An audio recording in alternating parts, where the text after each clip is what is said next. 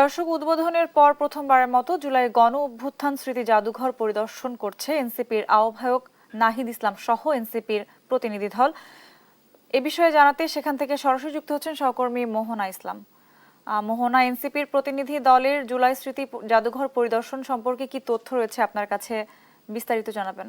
বলা হয় জাদুঘর ইতিহাসের স্মৃতি ধারণ করে এবং তা বর্তমান যে প্রজন্ম থাকে তাদেরকে সেই ধারণা দেয় যে পূর্বে আসলে কি হয়েছিল।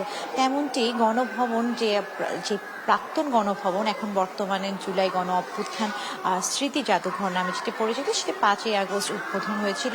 এরপরে কিন্তু প্রথমবারের মতো এনসিপি যারা প্রতিনিধি দল রয়েছেন বা এনসিপি থেকে যারা নেতৃবৃন্দ রয়েছেন তারা আজ সকালবেলা এটি পরিদর্শনে এসেছেন। এই মুহূর্তে আমরা আছি ঠিক দোতলায়, যে জুলাই গণ অভ্যুত্থান স্মৃতি জাদুঘরের দোতলায়, এবং আমরা সেই রুমটির ঠিক পাশেই রয়েছে যেই রুমটিতে প্রাক্তন প্রধানমন্ত্রী শেখ হাসিনার বেডরুম নামে আমরা পরিচিতি জানতে পেরেছি। এবং সেইখানে আমরা দেখেছি কিছুক্ষণ আগে যারা নেতৃবৃন্দ ছিলেন এনসিপির তারা সেই রুমটি পরিদর্শন করেছেন, এবং আমরা দেখেছি এখনো সেই রুমে যে খাটটিতে তিনি ঘুমোতেন সে খাটটি রয়েছে, এবং সেই সাথে তার আশেপাশে আমরা দেখেছি যারা তখনকার সময় আন্দোলনের সময় শহীদ হয়েছিল সেই শহীদদের স্মৃতি ধারণ করতে তাদের যা পরার যে জামা কাপড় রয়েছে, সেই কারো যে জার্সি রয়েছে, কারো হয়তো স্কুল ড্রেস রয়েছে, এবং কারো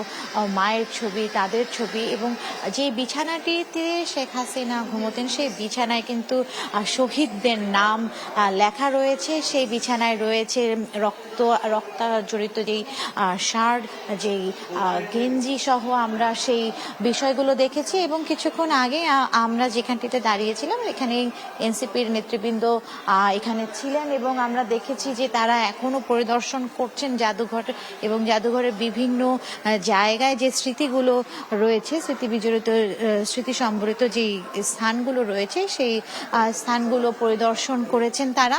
এবং আপনাদেরকে জানাতে চাই যে এই জাদুঘর উদ্বোধন করার 2 দিন পরে কিন্তু তারা এসেছেন, এবং আসার পরে তারা এখনো পরিদর্শন করছে। হয়তো পরিদর্শনের পর তারা তাদের মন্তব্য কিংবা কেমন লেগেছে জাদুঘর ঘুরে তারা সেই মন্তব্য আমাদেরকে জানাবেন।